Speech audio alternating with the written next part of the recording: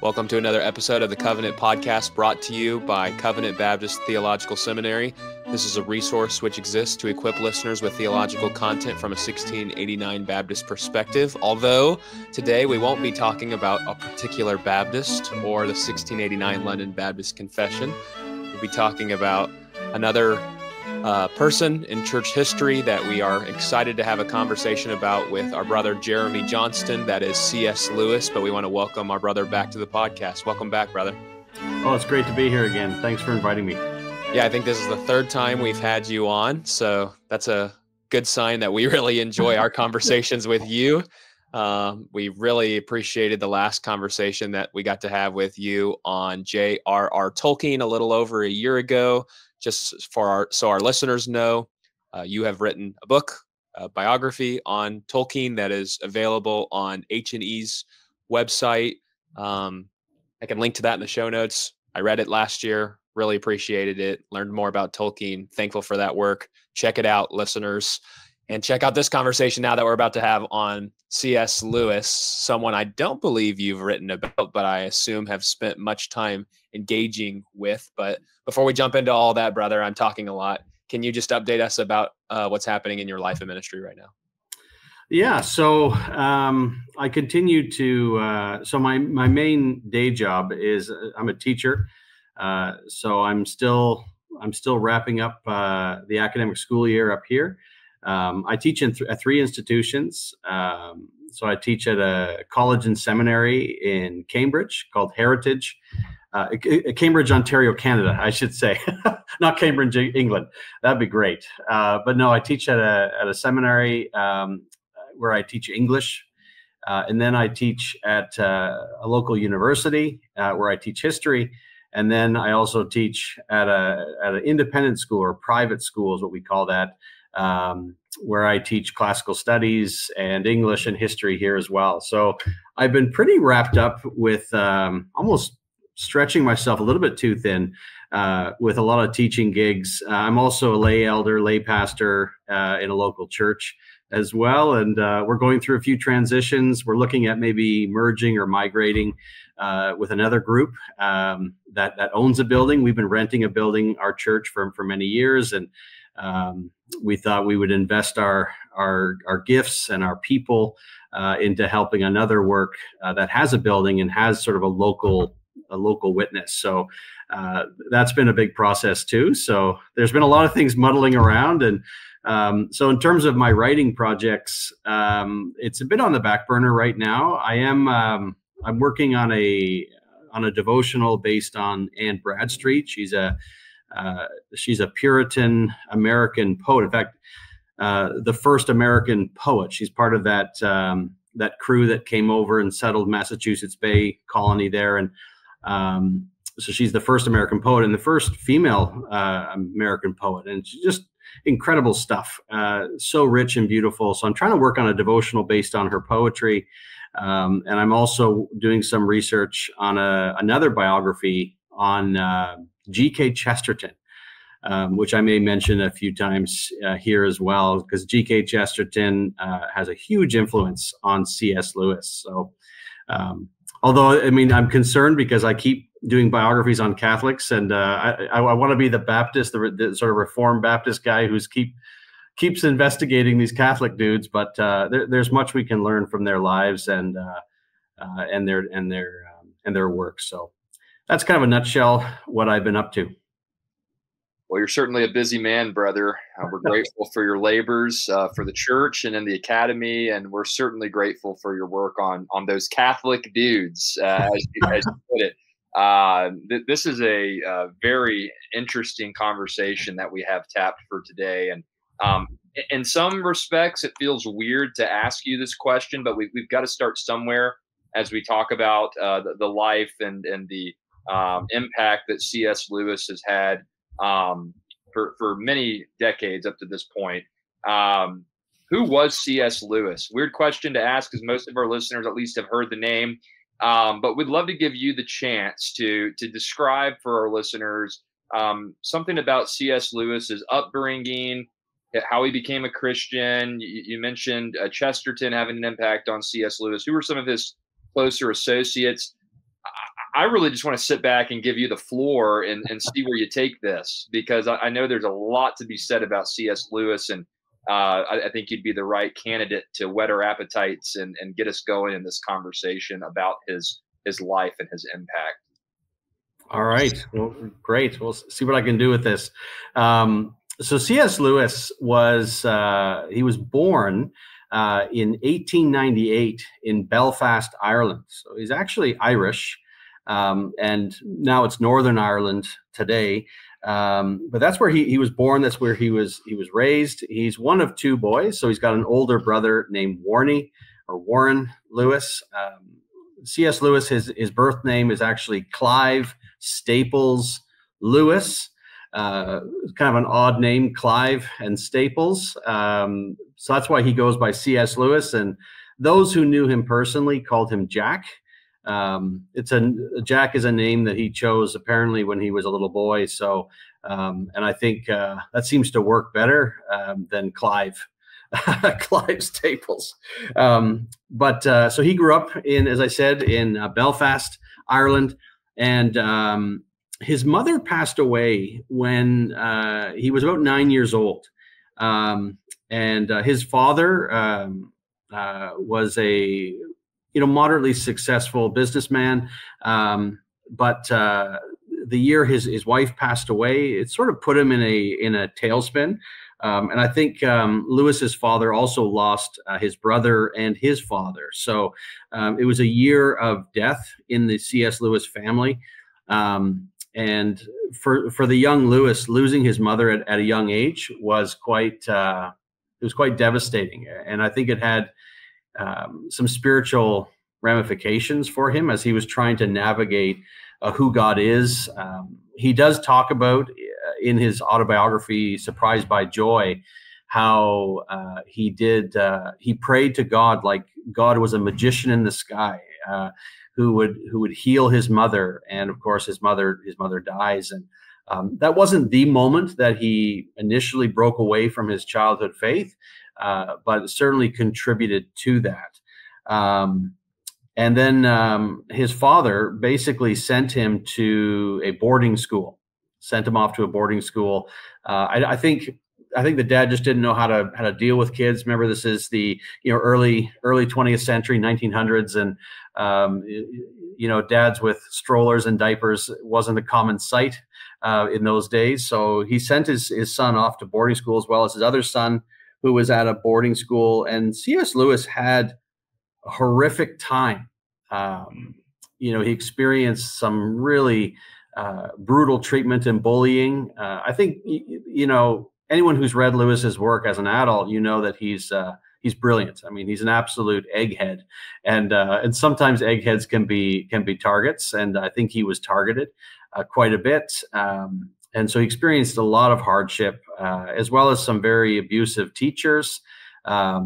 He again, in his autobiography, he describes one of the headmasters of the school he was at was actually considered clinically insane, and was taken away, removed from his post and put into an insane asylum because he had actually lost his mind. But he would beat the students with a switch and do some horrible things. And so, all this being said, I mean, it left a devastating impact, almost an indelible mark in the heart and mind of the young Lewis as he's trying to grow up. And I think his father caught wind of this, or got a sense of his son Jack wasn't having a good time of it.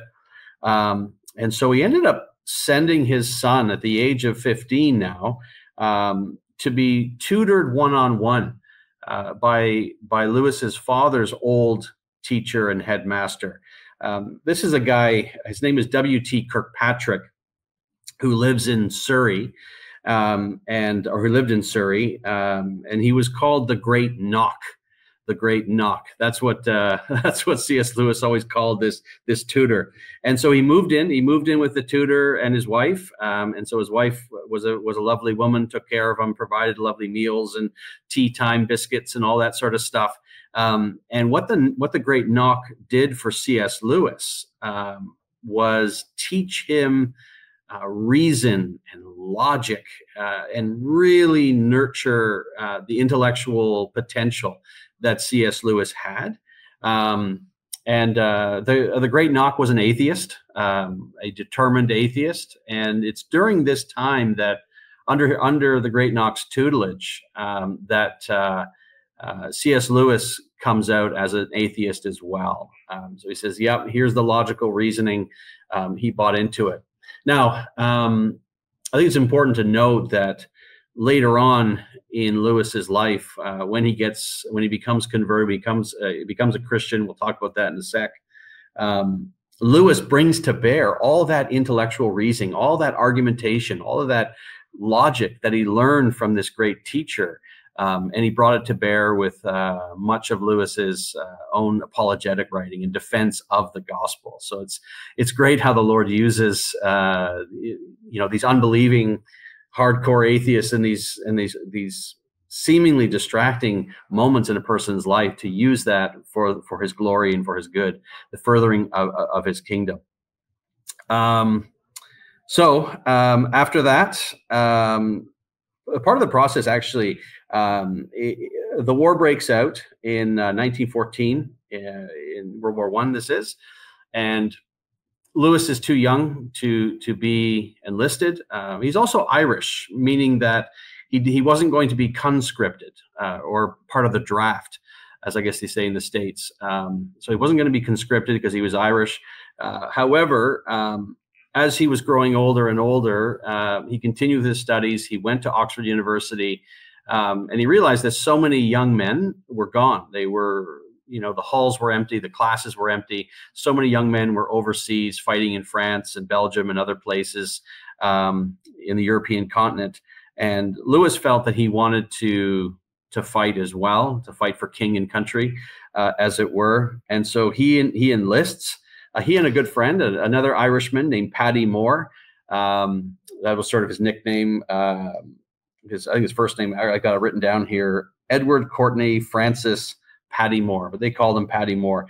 They enlisted together to fight in the war, and Lewis was sent to France to engage in the conflict. And in 1918, so he experienced the trenches, he experienced the horrors of warfare, the death, the terror of going over the top, the mud, the blood, all this sort of terrible things that we know now from the First World War. Lewis was a part of that experience. And again, he wasn't a Christian at this time. He was a determined atheist. Because he was a university student, he was at Oxford University. He was an officer. He made the rank of second lieutenant, or lieutenant, as you guys say in the States here. But he was a second lieutenant, and in 1918, a shell, it was actually friendly fire, a British shell accidentally landed near him. Him and two other comrades, a sergeant at arms was with him. The sergeant was completely incinerated, vaporized. In many ways, I think his body actually shielded Lewis. The other friend of his was also badly wounded, and C.S. Lewis was wounded. He wound up with shrapnel all in his body and his back for his entire life, actually. Some of the shrapnel was never removed. And over his entire lifetime, that residual shell shrapnel and continued to provide discomfort and pain in his later life. But it was certainly, you think that would be a wake-up call for C.S. Lewis in terms of spirituality, but it wasn't. He determined the sort of randomness of the universe, and that this just happened. It is what it is. His other friend, Paddy Moore, as I mentioned, the Irishman that he enlisted with, was also killed in battle. And they had made a pact, actually, he and his friend. They said that if Lewis died, Paddy would take care of C.S. Lewis's father. If Paddy died, C.S. Lewis would take care of Paddy's mother. And Paddy Moore died, as I said, in the war. He was killed in battle. And Lewis stuck to his word. He provided care and oversight for Paddy's mother for the rest of her life. And as well, Paddy had a daughter who Lewis also cared for financially, especially when Lewis's books became bestsellers and he was making a ton of money with royalties, which he generously gave away. Actually, Lewis gave away thousands and thousands and thousands and thousands of dollars to various charities. We don't have complete numbers, but we do know that it created problems for him because the income would come in and he would just give it away. He would mail it to the U.S. He would mail it to fans who needed it. He would give it to people who are in need. And then the tax collectors came around and they said, all this income, you owe all these taxes. And so Lewis had to sort out some of those back taxes and actually pay some things for all the things he gave away. But he ended up getting an accountant to help him create a charitable organization and to be able to distribute that wealth. And when Lewis did pass away, he ensured that Patty Moore's sister, her name was Maureen, was well cared for. She inherited the house that he was living in, and so on. So he was a very generous person and definitely true to his word. So after the war and after his recovery, thankfully he isn't killed. He becomes a don or a fellow or a tutor at Oxford University, which we might just call a professor. But he was a fellow and a tutor. So he would teach primarily undergraduate students there at Oxford University. His degree was in literature. So he was a literature major, primarily focusing in on Renaissance and medieval lit. So that was his area of expertise. So this is now 1929. He's officially becomes a don. And eventually, he begins to question his atheism. And actually, I think I got the dates wrong there. Sorry, I've got my notes here to make sure I don't mess up the dates. No, sorry, he becomes a don in 1924. In 1929, what happens is he becomes a theist. So he believes that there is a God. He's not a Christian yet. That isn't to come until another year or so later. 1931, he's out for a stroll in Oxford along the Cherwell River, which is a beautiful walk. It's called Addison's Walk, alongside the college where Lewis was a professor, was a tutor or fellow or a don, all these crazy names. The college he was at. So Oxford, if you're familiar with Oxford, it's made up of all these individual colleges. And his college was called Magdalen College, and that's where he was. He was situated. That's where his rooms were. That's where he met with students to tutor them, primarily in small groups. But he also gave lectures. And I should say this: as a lecturer, he was extremely popular. It was often standing room only in his classes. He was a very engaging lecturer.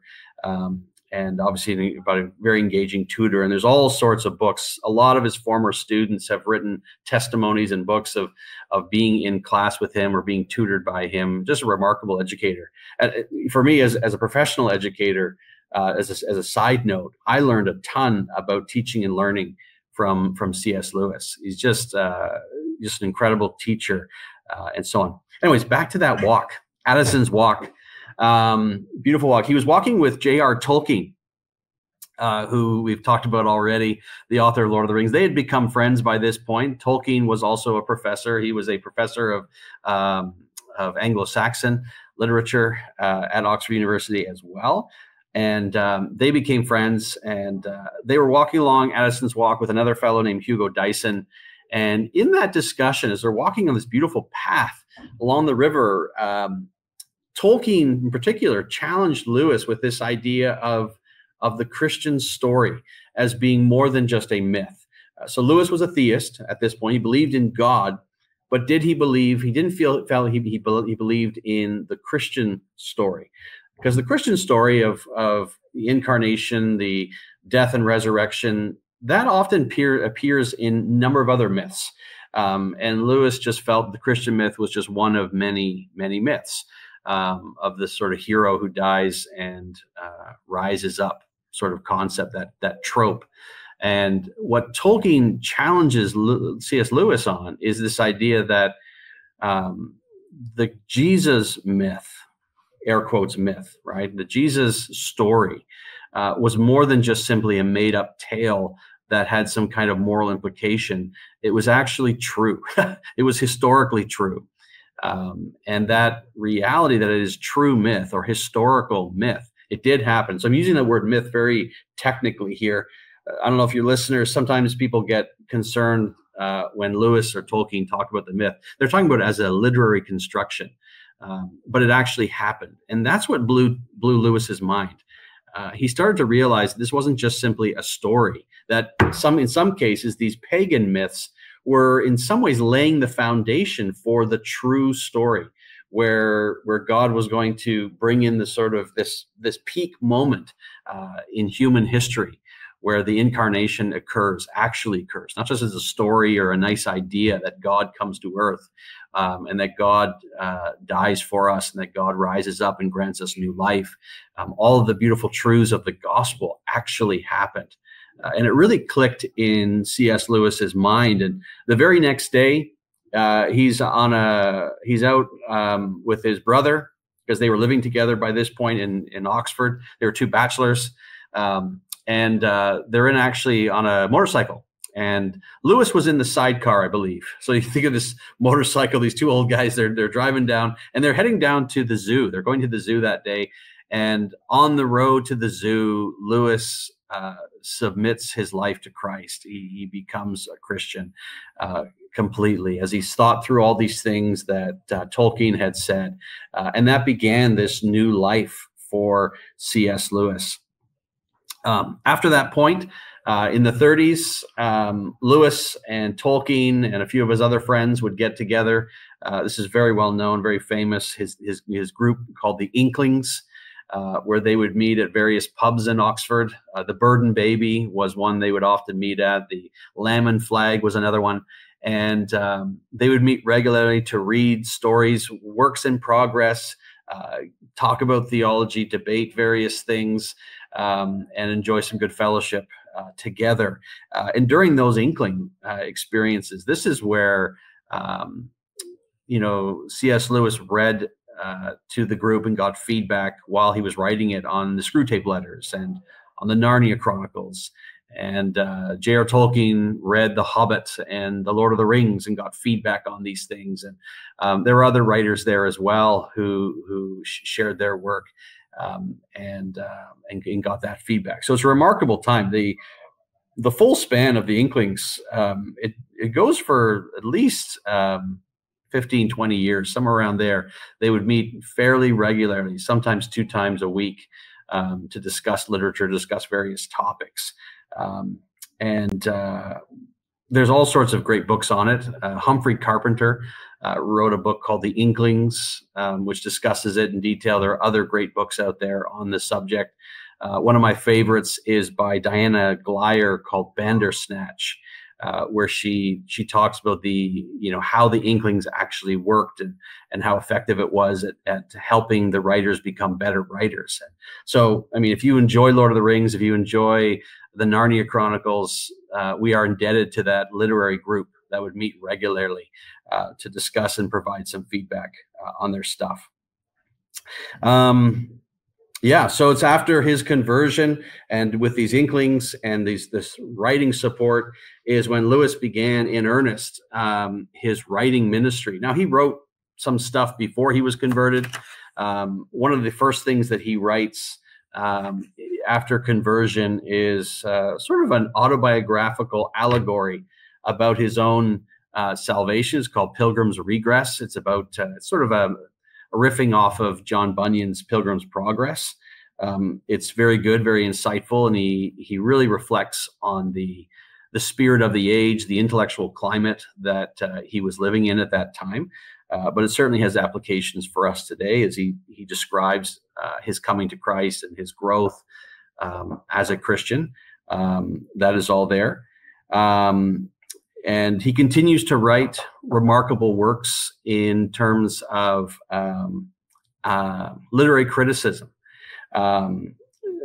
in 1936, he wrote a book called The Allegory of Love. And again, sometimes we forget about Lewis. I mean, he was a professional scholar at Oxford University. So many of his literary works are still deeply influential in his field, which is remarkable to be so successful, to be well read. So if you're studying medieval Renaissance literature, you will be reading the academic work of C.S. Lewis. So he wrote a number of those kinds of texts, but he also wrote a number of apologetic texts that help sort of advance our understanding of the gospel. I'll talk a little bit more later about what makes C.S. Lewis writing so valuable and why we should read it. But in a nutshell, I'll just say he makes complex theology very accessible and readable and concrete. He really brings it home. And of course, he wrote a number of fictional texts. This is lesser known. He wrote a trilogy called the Cosmic Trilogy. It was a sci-fi novel series, three novels, which explored Christian theology and space travel. The first one came out, let me see, I have the date here. The first one came out in 1938. So he's actually speculating what space travel is like, and because no one had been to space yet. And that's pretty neat. Out of the Silent Planet. The Cosmic Trilogy, if someone's new to C.S. Lewis, I wouldn't advise to start with the Cosmic Trilogy. What makes those books so great is that Lewis brings to bear all of his theological thinking, all of his gospel thinking brings to bear in this science fiction context. So when you're reading it, you're just really seeing Lewis demonstrating what he thinks about the world, what he thinks about the gospel. It comes out. So I won't talk about the Cosmic Trilogy, but I encourage your listeners to read some C.S. Lewis and eventually make your way to the Cosmic Trilogy. And then, of course, by the 1950s, in fact, this year is the 75th anniversary of the publication of The Lion, the Witch, and the Wardrobe. That's when he starts in earnest his Narnia Chronicles. So again, when you go to the bookstore and you buy the Chronicles of Narnia, they're often ordered chronologically, the way they appear in the story. But I've always advised people, it doesn't matter either way, but I always advise people to read the Chronicles of Narnia in the order in which he actually wrote them. So if you buy it on the shelf, the first book in the series is called The Magician's Nephew.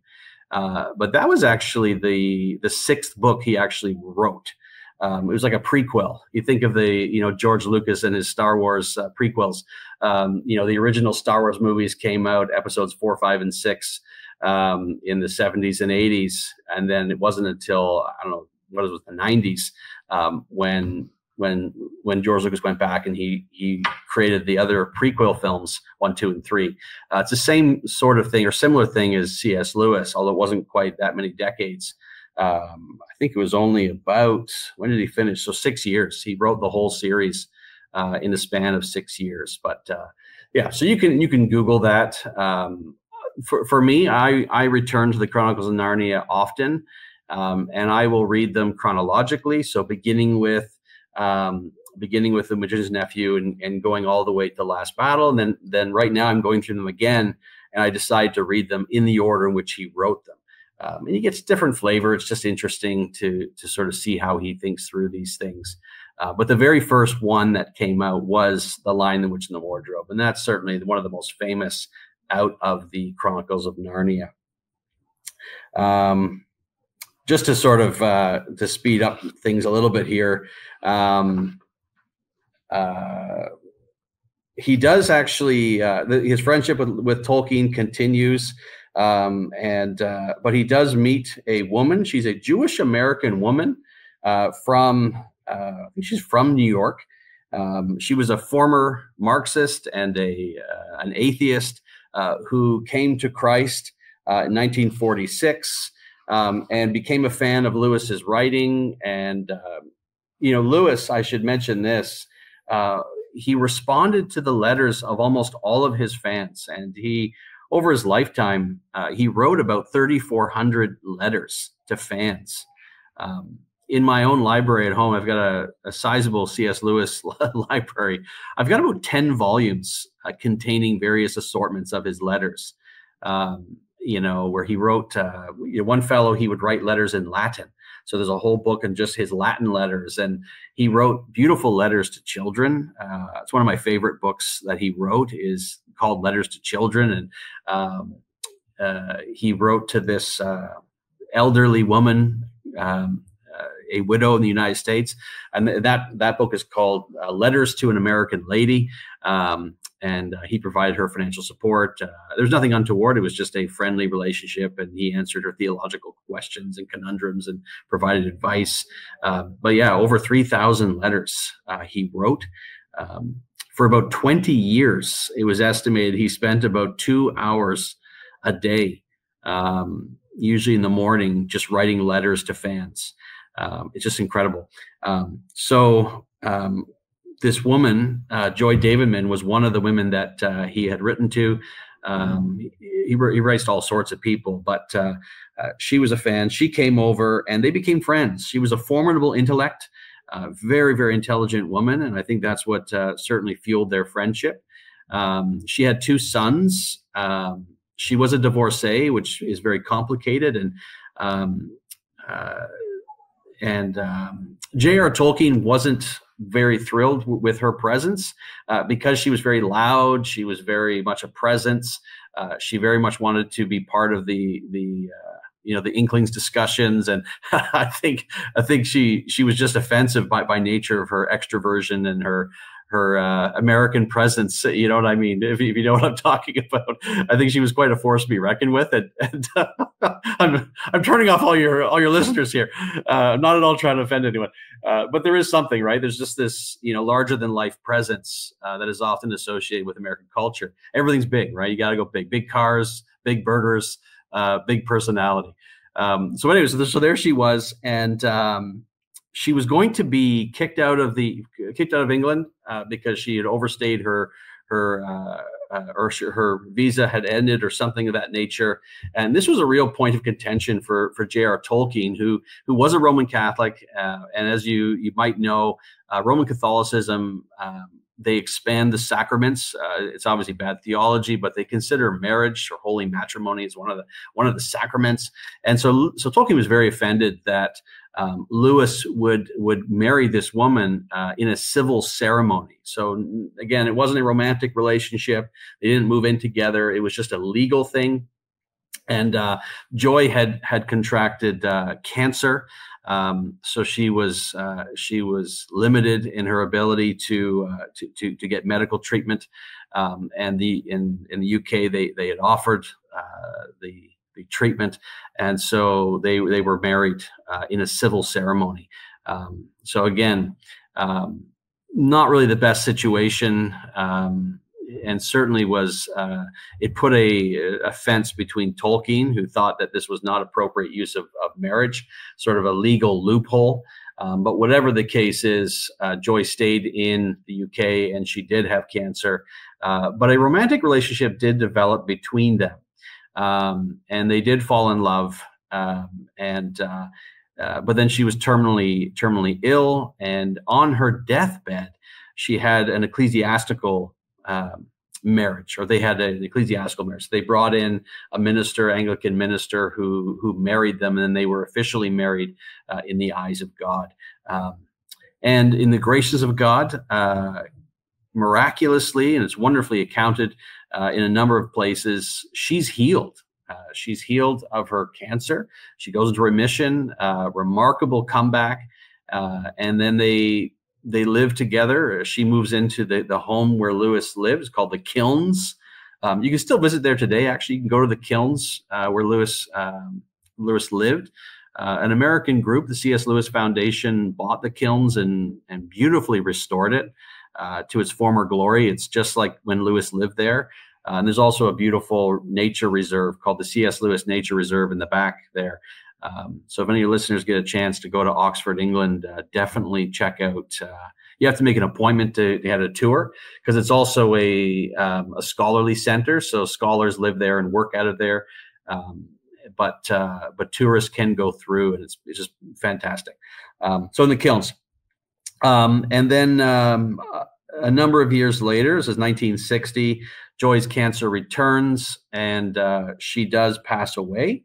And Lewis takes under his wing her two sons and provides for them financially and cares for them, raises them as his own. And 3 years later, C.S. Lewis himself passes away. 1963. This is Friday, November the 22nd. When C.S. Lewis died, he had a number of medical conditions and concerns. He just died at the kilns itself. But this was the same day, of course, when President John F. Kennedy was assassinated in Dallas. Exact same day, as well as Aldous Huxley, the author of Brave New World, also died on the exact same day. So the three of them, but obviously Huxley and Lewis were overshadowed globally by the shocking assassination of the president, as that was.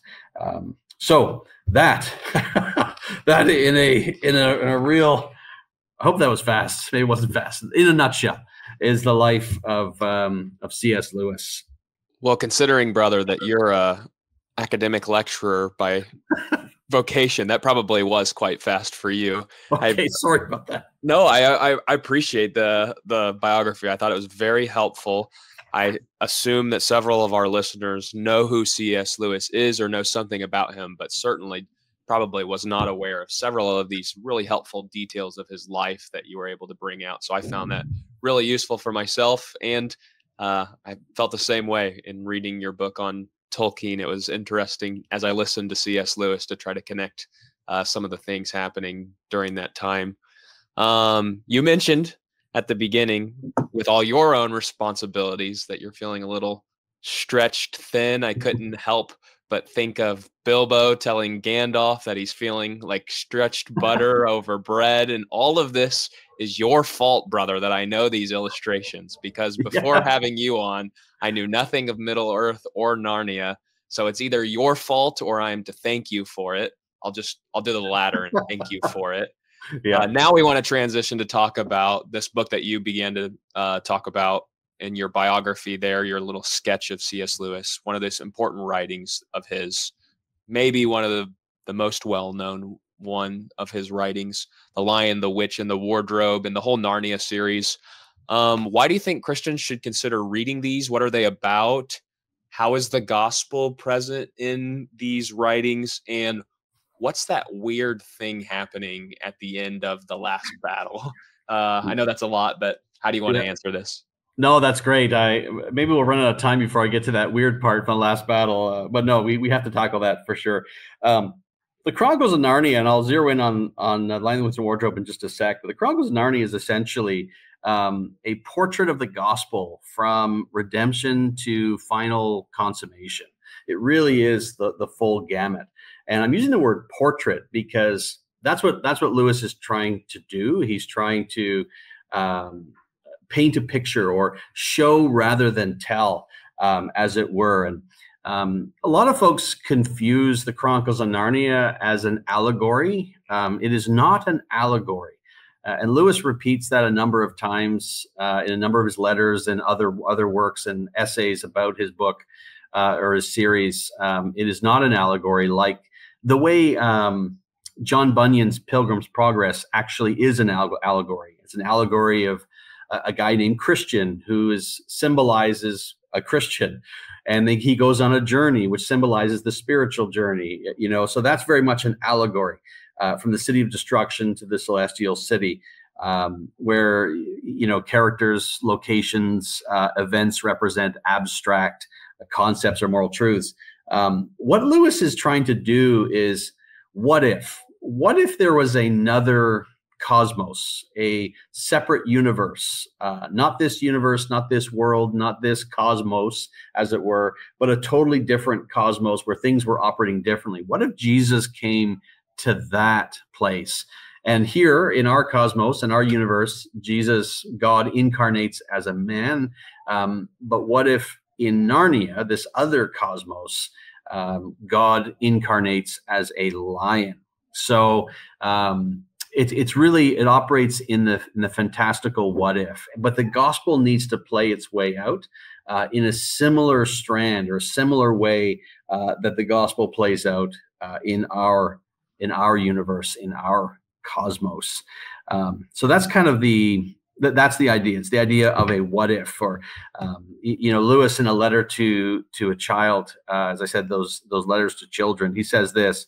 He says, "Let us suppose that there were a land in Narnia, and that the Son of God, as he became man in our world, became a lion there, and then imagine what would happen." And it's this idea again of creating a portrait of the gospel. He actually says this is more like a picture of the gospel rather than an actual map with all the details. And why this is important, I mean, I think this is important to sort of say that it is this idea of the power of showing versus telling. Lewis knows full well the power of and the need for a clear gospel presentation. He believed in preaching. He believed in actual evangelism, where people need to hear the solid gospel truth. However, what he set out to do was, with the Chronicles of Narnia, he intentionally tried to prepare people's minds and hearts, or their intellectual and imaginative mindset, or create a climate where that would be favorable for the Christian gospel. So that's what he's doing. He's kind of laying a framework, or giving us an infrastructure, helping people feel and think in gospel ways before they actually hear the gospel. So that's a key concept. He called that, actually, because he's a smart guy, he calls that in Latin preparatio evangelium. That's the word, which means preparation for the good news, is what he was doing. So creating this intellectual and imaginative climate. And that's why it's important to read this to your kids, is to give them the climate and the imagination that's ready and favorable to receive the gospel. And then when you present the gospel in much more clear terms, you're more inclined to understand it and apply it and embrace it. So that's a big piece to him. And I think that draws from his biography, from his experience. I think I mentioned, or I'm not sure if I mentioned, one of the books that he read as a young teenager was George MacDonald's Phantastes. When he was not a Christian at that point, but he said it baptizes imagination. So it deals with Christian themes and ideas, but it just prepared his heart and mind to receive the gospel truth so many years later, when he heard the gospel more clearly presented by Tolkien and Hugo Dyson. So, another aspect to the Narnia Chronicles is, and he said this as well, and I'll just read this from Lewis. He says, "By casting Bible truths into an imaginary world, stripping them of their stained glass and Sunday school associations," he says, "could one make them for the first time appear in their real potency?" So sometimes if you remove all the assumptions that we have about the gospel, and we're presented with the death and resurrection of a savior in the form of Aslan, we see it in a fresh light, is what he's arguing here. To sort of steal past these watchful dragons, is what he says, who are always putting their guard up and resisting. And that's not a bad way to communicate. I know an old pastor friend of mine, when he would preach at a church that was less favorable to Calvinism, for example, he would preach the Pauline doctrine, but not mention Calvin. He would quote Calvin, but not use the name.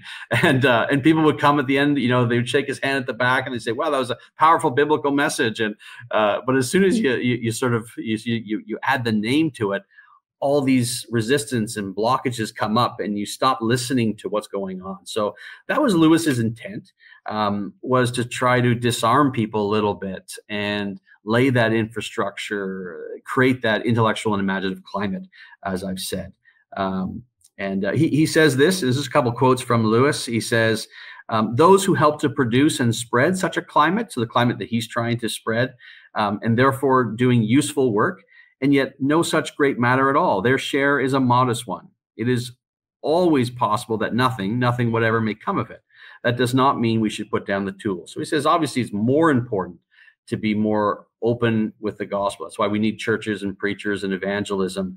But he said there's a work to be done in this imaginative field. And he says this as well: the Christian knows from the outset that the salvation of a single soul is more important than the production or preservation of all the epics and tragedies in the world. So his priorities are right. But he's also trying to steward the gifts that he's been given as a writer, as a creative writer, to present the gospel in a beautiful and powerful way for his readership. He's said once that the work is urgent, for men perish around us. So when you come to the Chronicles of Narnia, when you come to The Lion, the Witch, and the Wardrobe, the biggest demonstration, the biggest show that he gives us, the show and tell, the show part, is, of course, penal substitutionary atonement, where Aslan substitutes himself for the treacherous and miserable Edmund. And I love this because it's concrete, it's tangible. We see the love of Aslan. We see the unlovableness of Edmund. One writer says this, he says, Aslan didn't die theoretically or for an abstraction. He died as for a very unlikable little boy with Turkish delight all over his face. So I just love that. You know, you can just see Edmund. He's just not a likable kid. And then, of course, when Aslan gets a hold of him, when the gospel gets a hold of him, he's redeemed. And then he's transformed. Then he becomes a very likable character, and he grows in his sanctification throughout the rest of the novels where he does appear. So, yeah, so that's kind of the essence of it. There are other elements there as well. There's so many spiritual lessons, so many spiritual applications. In The Voyage of the Dawn Treader, for example, there's a character named Eustace, who I love that name, Eustace. It sounds like useless. And he's, because of his dragonish heart, he becomes a dragon. He literally turns into a physical dragon. He's very uncomfortable. And then he tries to tear off that skin. He tries to rip it off on his own. He's unable to transform himself. It's Aslan who has to come and do the sanctifying work, doing the redeeming work, and saving Eustace, ripping off his skin, his scales. You know, there's other characters, Jill Pole, for example, in The Silver Chair, where, you know, she thinks she called on Aslan, and Aslan says this. He says, "You would have not have called to me unless I had been calling to you." And so you have these elements of salvation played out, that we can do nothing on our own. We can't merit salvation. It's Aslan, or in our case, it's Christ, who must do the work of salvation in our life. And, you know, in a number of different places, in a number of letters, and in C.S. Lewis's book, I mentioned his literary work. He wrote his magnum opus as a literary scholar, is called The English Literature in the 16th Century. It's published by Oxford. It is literally one of the great academic works in the field. And in that text, he talks about Puritanism, and he gives this beautiful description of predestination and the beautiful act of grace and salvation. So there's some very powerful concepts that Lewis understood, that we can't save ourselves, that it's a work of Christ in us. It's a work of grace. We can't merit salvation. So all that comes out in a subtle way, in a creative way, as a word picture for children to see and for adults to see, you know, the truth of that. And of course, as adults, as we understand the gospel, we see these truths even more clearly, and it's so instructive. This is why I continue to read. I mean, my kids are all grown now. I've got 4 kids. I don't sit down and read them the Chronicles of Narnia anymore, but I still read them to myself because it's so instructive in terms of the Christian life. And there are so many examples that Lewis brilliantly illustrates.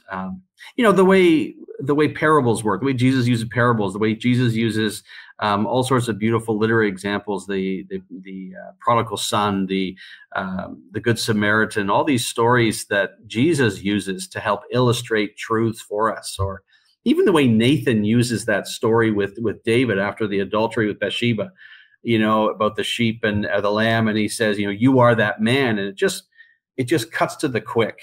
So in many ways, those are scriptural examples, but in many ways, Lewis is giving us these sort of demonstrations of biblical truth that, as a parent, I certainly use or tried to use with my kids examples from Narnia as well as the scriptures to be instructive. Don't be an Edmund, don't be a Eustace. The same way I'd say, don't be an orc from Middle Earth, right? And just it's almost like these little allusions, and the kids understand what you mean by that, because there's this whole portrait of gospel living, gospel transformed living that has been played out in these beautiful stories. So, I mean, I could talk more about the Chronicles of Narnia as a gospel portrait and give you some examples, but I do need to address the Emeth question, which is that character at the end of the last battle. And fortunately, I said that one of the jobs I do, I'm a teacher of English at Heritage College and Seminary. And one of my students actually wrote an essay, a paper on this subject. Very much. He's a great guy. Matt Waddell is his name. Great student of mine. And I told him, I said, I'll probably be referencing your paper, but I won't read the whole paper. It's a great piece of writing. But essentially, let me just say this. Lewis is this Emeth character. He's a righteous pagan. And Aslan seems to accept him into the kingdom, even though in his life he did not know Jesus, but he was pursuing a righteous life. And this is very uncomfortable for evangelicals, for Protestants, for Reformed Baptists. This is not something that we would say, what about those who don't know? What about the unreached? It's a question that we still ask. It's a question that the Bible doesn't give us a clear answer. And I think Lewis does step beyond, well, he definitely does step beyond biblical authority on this. The Bible does not give us authority, does not say that we can promise to unbelievers who haven't heard the gospel that God will still save them. But it certainly is something that's hopeful. If I get to glory and I discover that righteous pagans have been embraced by God, they are among the elect, I would be very surprised, but very delighted. The Lord can do these things for sure, but certainly as a Christian, as an evangelical, as a Protestant, Reformed Baptist, etc., I think we could say that definitely Lewis went beyond the biblical mandate. He is not a universalist, though. I have heard this criticism that he's a universalist. Lewis believed in hell. He believed that it would be populated. He just, the term, this is my student, called this out. He said Lewis's view is called inclusivism, where Lewis is basically talking about who's included in the atonement. What's the extent of the atonement? Not obviously there's still limited atonement, etc., but who's actually in that group? Who can be the elect? And so Lewis kind of opens this up a little bit. And again, biblically, what must I do to be saved? The answer is believe in the Lord Jesus Christ. That's what we stand on. So the exclusivist view is sort of the mainstream Orthodox position, as I'm sure your listeners are aware of. But as a New Testament, text, there's certainly no indication that God will extend salvation to those who haven't heard the gospel. But as a fictional guess, you might be able to give him a pass. But this is definitely, to me, the biggest thorn in my flesh when I try to encourage people to enjoy C.S. Lewis's work. Yeah, I mean, again, there's more we can say on this, but I do want to, and with all humility and deference to Lewis, who's a great mind, I think this was a misstep. I think he was wrong on this point. So I don't know if that sufficiently answers it or not, but yeah, it's difficult. You got to be Bereans whenever we read all things. We also do a podcast on here called Gill Group, where John Gill works through the 5 points of Calvinism. I think he would be very critical of C.S. Lewis on this point. Yeah. But I think you've been gracious in answering that question and telling us that he definitely stepped beyond the biblical authority here. And was within the realm of fictional imagination. So read critically. Dewey, I'll get out of your way. No, I want to completely reiterate and echo everything that you said, brother. And I also wanted to jump in previously, but I didn't want to cut you off with the previous question, Austin. That Jeremy, I think this has been fantastic.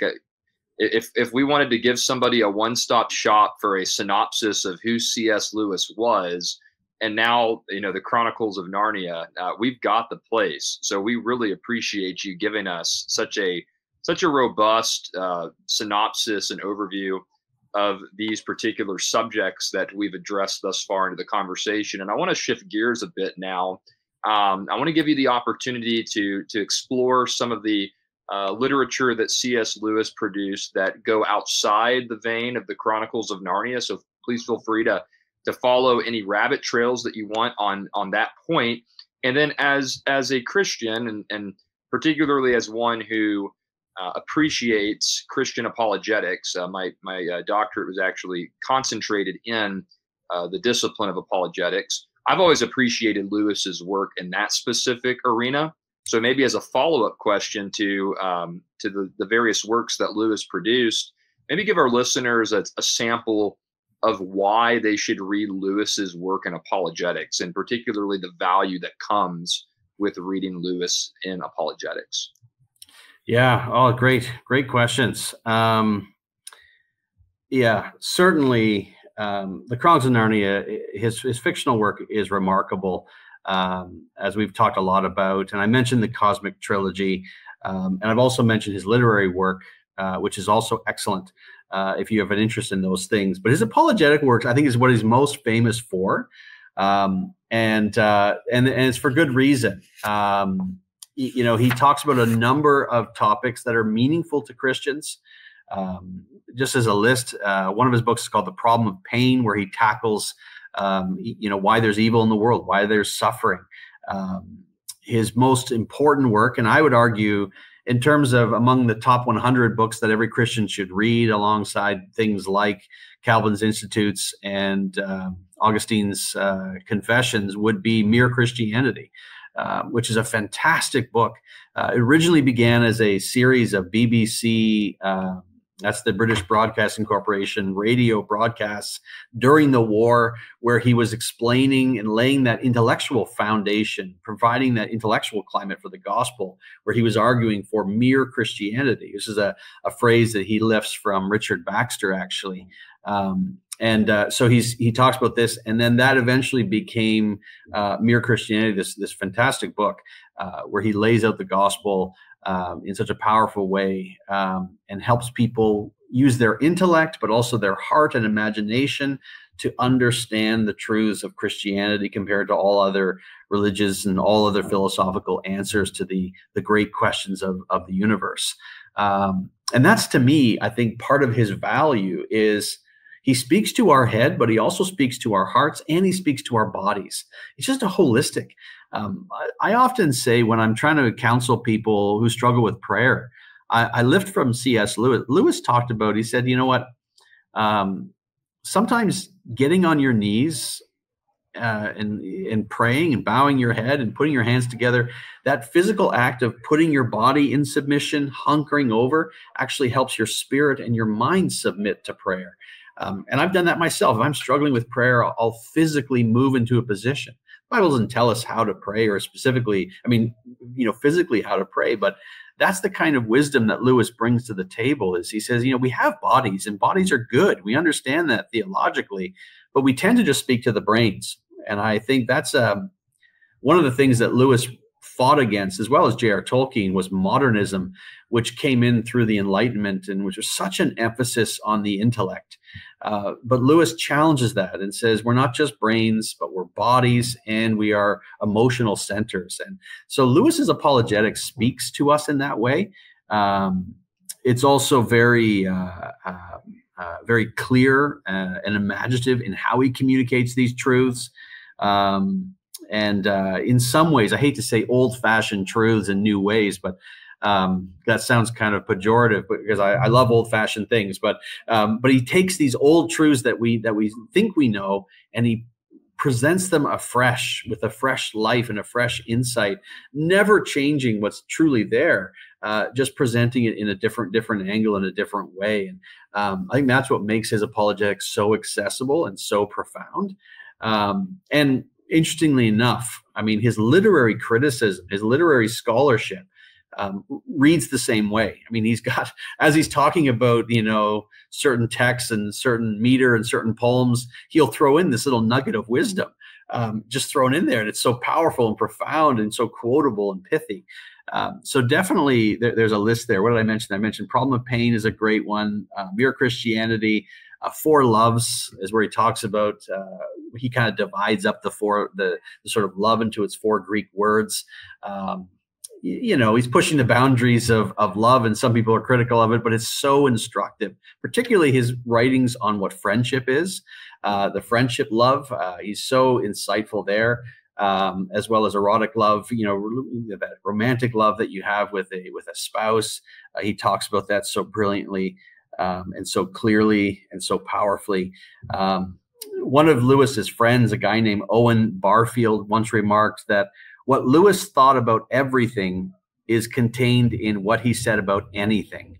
And it's kind of an odd quote, but it's just basically how holistic Lewis was, that whether you're reading the Cosmic Trilogy or Language in the Wardrobe or his apologetic works or his scholarly works, that Christian worldview is so embedded deeply, not always overtly, but certainly embedded there, that he saw everything through that lens.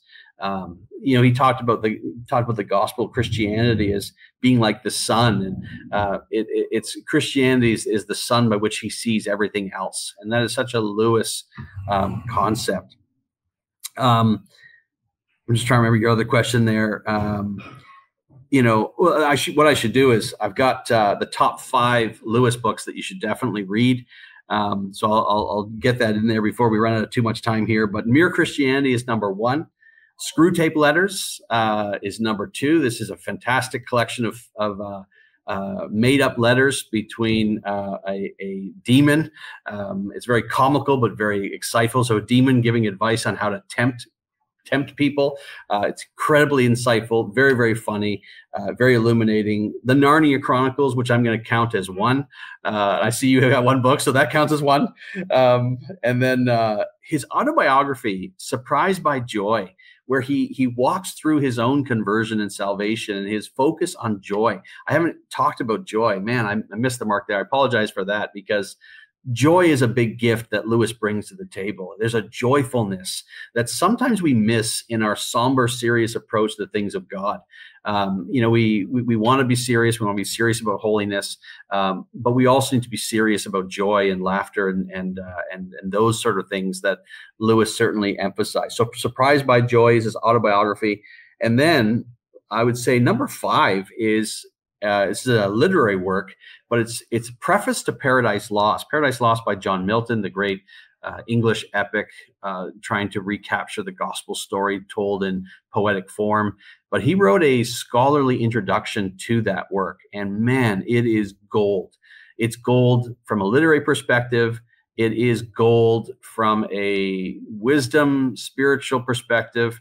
Oh man, it is such a great book. So those are my top 5. And then honorable mention, I've already mentioned a couple times, is this very thin volume called Letters to Children, where you get a flavor of Lewis, the way he wrote letters to children, the way he responded so graciously and so beautifully as a teacher to these young children who had questions about Narnia and Aslan, questions about who Jesus was.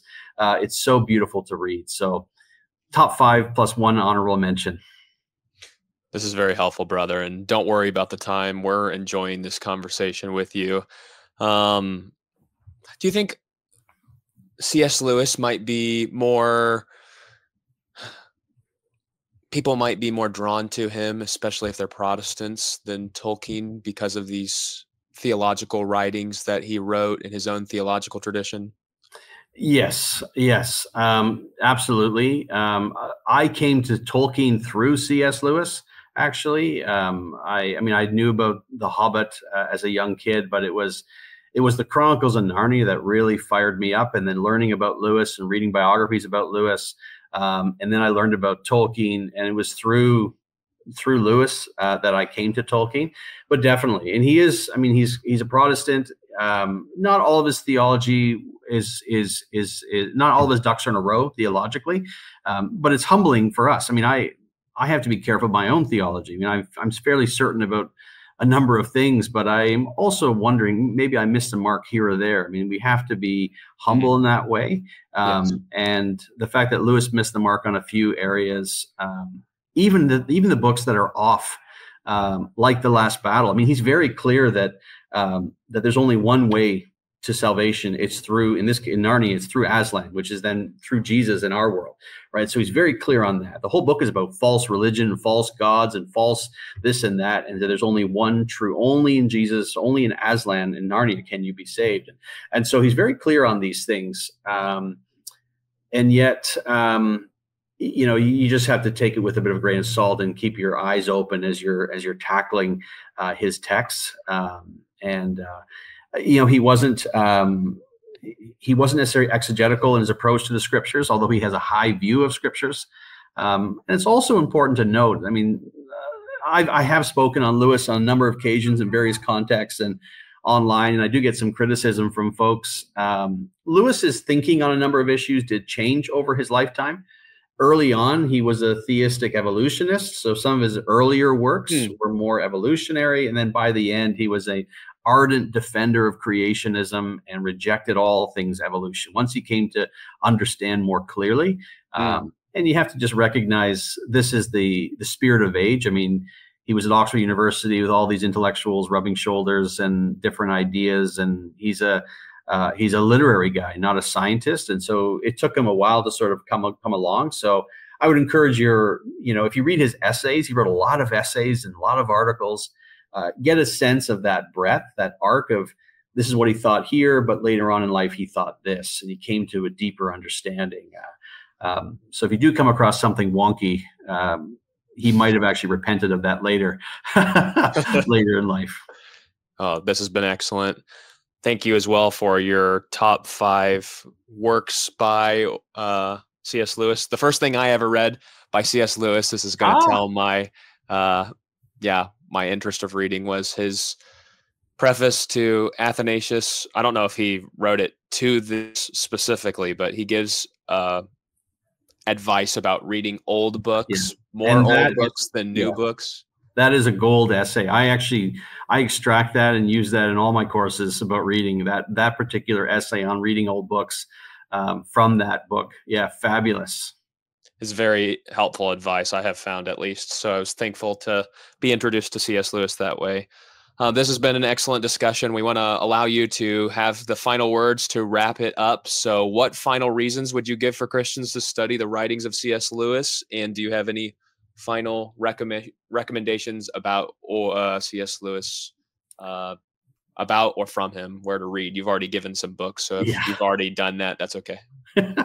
Yeah, I would just say why we should read Lewis, because I think he's such an effective communicator. As I mentioned already, this heart, head, and body approach. This is something that I think just by reading Lewis, we begin to think that way. We begin to communicate that way.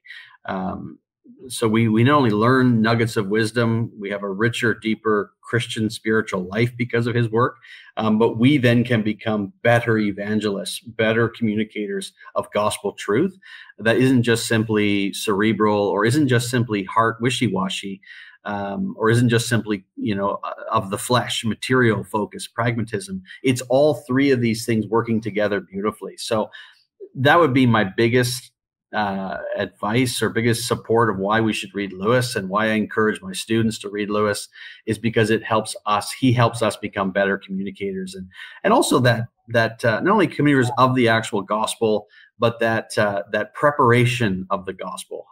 I know as a teacher in a secular, one of the schools I teach is a non-Christian setting, and I mean, I can't openly preach the gospel to my students, nor should I. It's not a platform for my own religious convictions. But I can give my students the imaginative and intellectual framework of thinking rightly about the world, embracing reality, what is actually true about reality, and all that approach to teaching I've taken from C.S. Lewis. He's probably one of the most influential thinkers in my own spiritual walk. There are many other great gifts that God has given the church, but Lewis is definitely one of the greats, the great gifts from God to help the church and to help us as individual Christians be better Christians, have a better spiritual life, have a greater, bigger view of God, expanding our view of God. We could do a whole series of episodes on this, but Lewis enlarges our view of God. I mean, it's bigger than we imagine. And Aslan, if you notice in the Narnia Chronicles, Aslan grows physically, and then when I think it's Lucy says, "You've grown bigger," and Aslan says, "No, you have grown. You have grown as a Narnian, as it were, as a Christian, as it were, and now your view of God has become bigger." It's just a beautiful thing. So there's so much we can take away as individuals, as the church, and as communicators of the gospel to the world that God has placed us in. So there it is. You set us up perfectly for our next invitation to have you back on the Covenant podcast. Maybe C.S. Lewis and his encouragement to enlarge our view of God, or something along those lines. Yeah. I'm not a good titles guy, so I'll let Austin do the title. But Jeremy, thank you so much, brother, for taking the time to come on our program again, and just for your grace and your ability to engage with Lewis fairly and critically, charitably, and also with an awareness to the historical context in which he lived. It's very commendable and encouraging when a scholar is willing to do that and recognize the various layers that go into engaging with a figure from generations past. So you are greatly appreciated by us, and we wish you continued blessings in your scholarly labors, brother, and in your labors and service to the church. Thank you, and it's always great to talk to you guys. It's always a blast. Thank you so much for having me. Yes, sir. To our listeners, we want to say thank you to you as well for your continued support of the Covenant podcast. If you're blessed by today's conversation, please feel free to visit our YouTube page. You can subscribe and have access to the resources that CBTS produces on a regular basis, not only this podcast, but other resources that are accessible via the YouTube page for Covenant Baptist Theological Seminary. So I would encourage you to go and check us out at YouTube and also on our website, cbtseminary.org. We'd also greatly appreciate prayer for the work the Lord's doing through our labors and in trying to expose the church and even those who are outside the church to the richness of our Reformed Baptist tradition. So thank you so much for taking the time to join us today. And until next time, we wish you grace and peace in the Lord Jesus Christ. God bless.